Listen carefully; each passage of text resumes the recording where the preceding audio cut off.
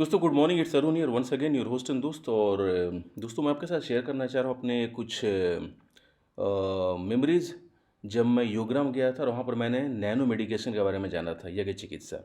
और अभी आपने जो तस्वीर देखी है मेरे घर में नैनो मेडिकेशन का एग्जाम्पल है जो हर दिन हम लोग करते हैं, and this is amazing. Let's hear from doctor Neeraj. यज्ञ चिकित्सा के विषय में चर्चा करेंगे कि यज्ञ का मेडिसिनल वैल्यू, क्यूरेटिव वैल्यू कितनी जबरदस्त है कि पूरे वातावरण में जो एक बायो इकोलॉजिकल जो रिदम पैदा होता है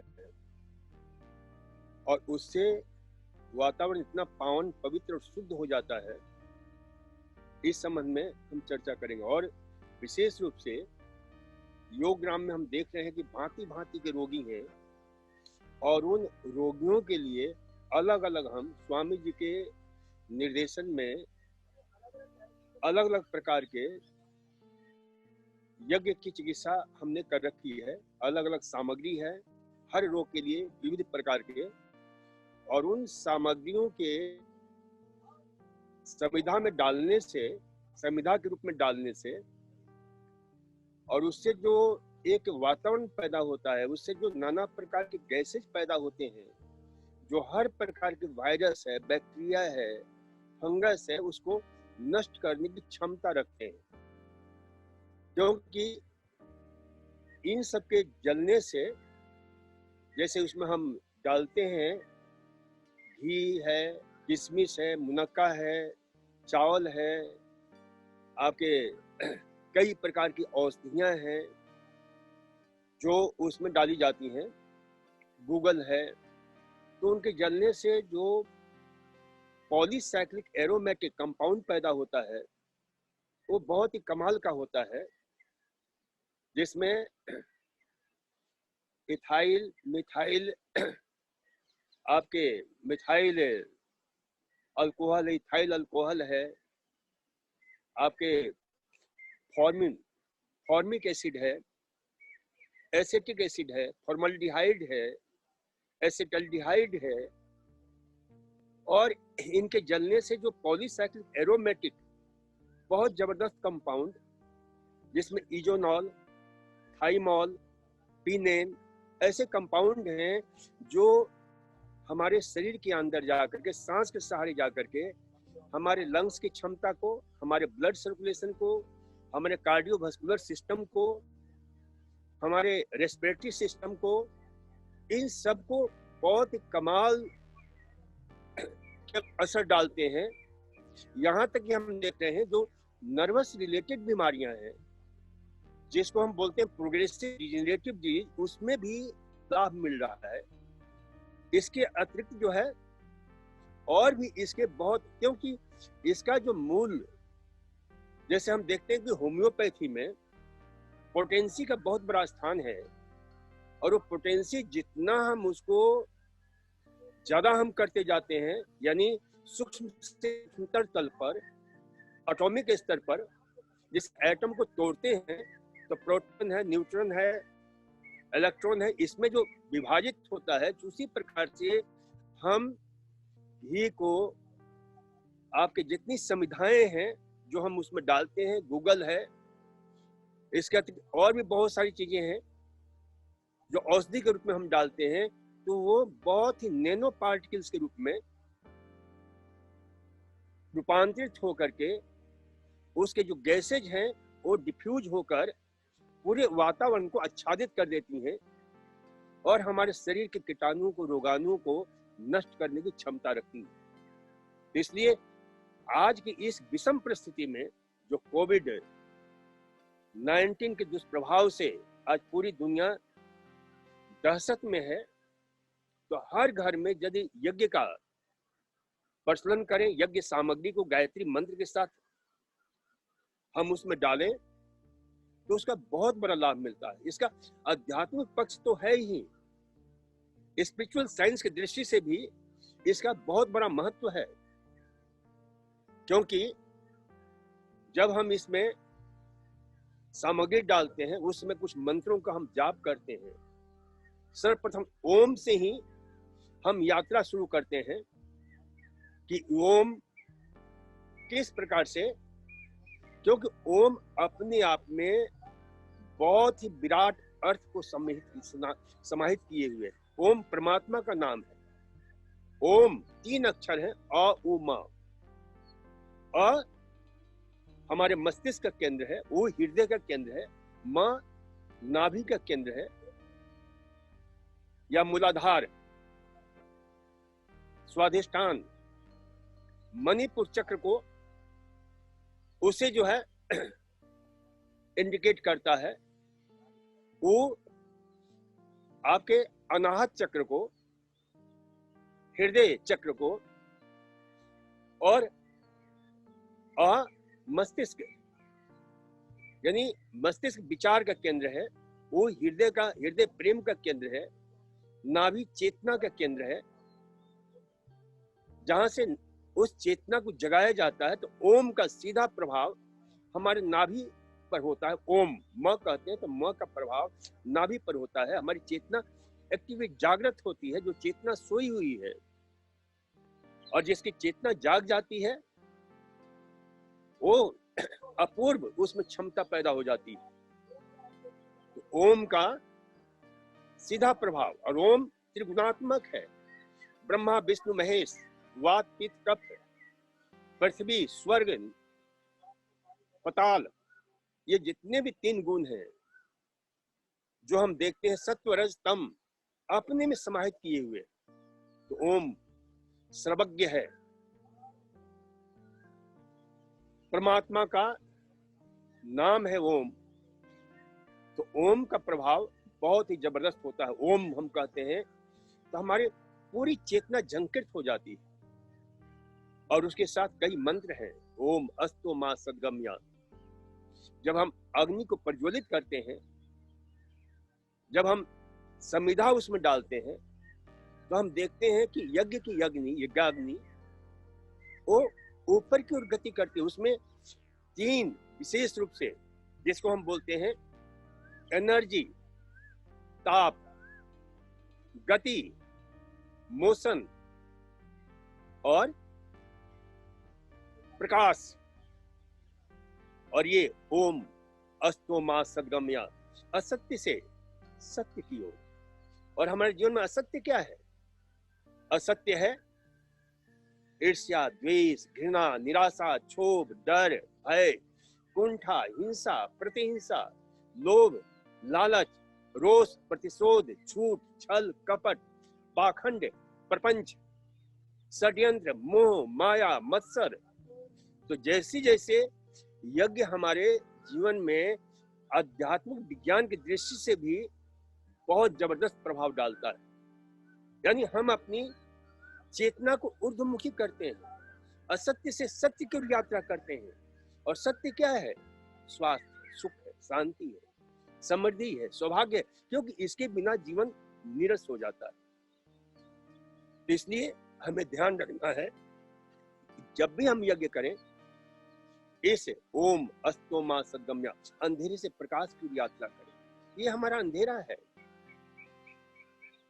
मृत्यु और मां अमृतम गम्या, मृत्यु से अमृत की यात्रा करें।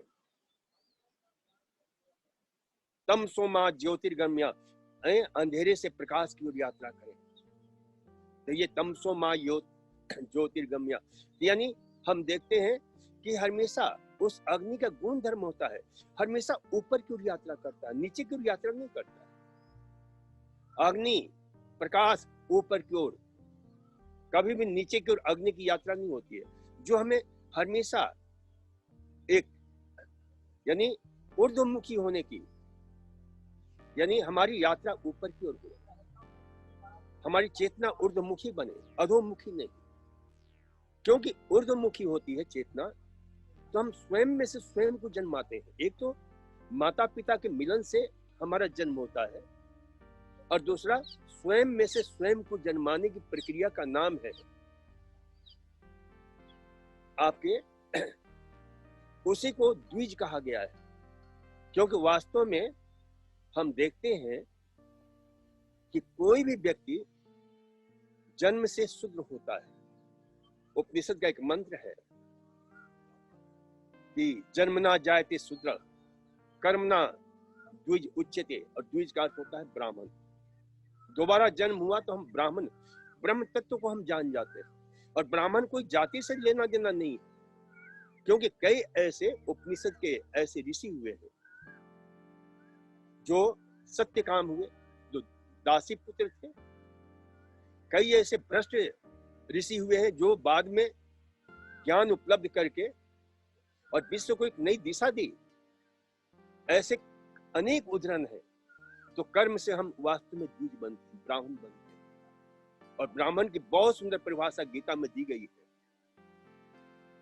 समो दमस तपः शांति शांति आर्जवम एव च ज्ञानम विज्ञानम आस्तिक्यम ब्रह्म कर्म स्वभावजम। तो यज्ञ हमें हमेशा ये कि भाई हम उस ब्रह्मत्व की ओर बढ़े, सही अर्थों में ब्राह्मण बने। ब्राह्मण का अर्थ भगवान श्री कृष्ण कहते हैं जिसमें समन करने की क्षमता हो, जिसके अंदर जागृति पैदा हो गई हो, जिसमें दमन करने की क्षमता हो, जो अपने गलत विचारों को, नेगेटिव थिंकिंग को रूपांतरित कर सकता है। दमन का अर्थ होता है, समन का अर्थ होता है कि उसे रूपांतरित, जैसे काम को राम में, ईर्ष्या को प्रेम में, घृणा को स्नेह में रूपांतरित करने की क्षमता जिसमें है, वो वास्तव में समन, और इसी को दमन कहा गया। दमन का अर्थ दबाना नहीं होता है, जागना होता है। जाग जाओ बेहोशी से। तो ये हम देखते हैं कि इस प्रकार से जो है, जिसमें समन करने की, दमन करने की क्षमता है, जो जिसमें शांति यानी सत्य निष्ठा जिसके अंदर है,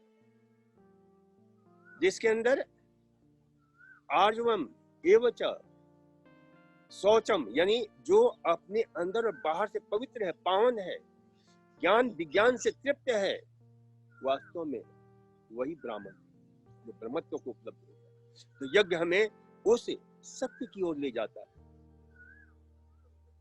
अस्तो मा सद्गम्य तमसो मा ज्योतिर्गम्य, उस प्रकाश की ओर चले, अंधेरे से प्रकाश की ओर चले। मृत्यु और मां अमृतम गम्य, मृत्यु से अमृत की यात्रा पर।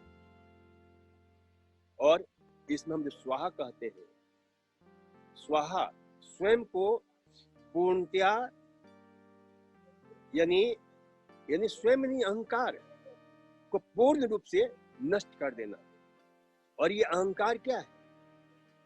एक बहुत बड़े वैज्ञानिक है जिसने एक पुस्तक लिखी है, planning for reversing heart disease. उसने कहा है कि आई, माई, मी, माइन, जो इस पर बल देता है, आई, माई, मी, माइन यानी अहंकार पर, उससे बहुत सारी बीमारियां होती हैं। हृदय रोग होता है, ब्लड प्रेशर होता है, इसको बोलते हैं टाइप ए पर्सनालिटी के रोग, टाइप 1 पर्सनालिटी, जो ईगो सेंटर्ड होते हैं, सेल्फ सेंटर्ड होते हैं, प्रतिध्रुवस्थ होते हैं। और उसे मुक्त होने का बहुत ही शानदार प्रयोग है यदि हम अच्छी तरह से करें यज्ञ को। इस स्वाहा यानी अपने अहंकार को उसमें समर्पित कर दिया, यानी उसमें डाल दिया, नष्ट हो गया उस अग्नि में। और सचमुच में हमारी यात्रा होती है, अस्तो मां सगम्य तमसो मां ज्योतिर्गम्य, मृत्यु और मां अमृतम गम्य।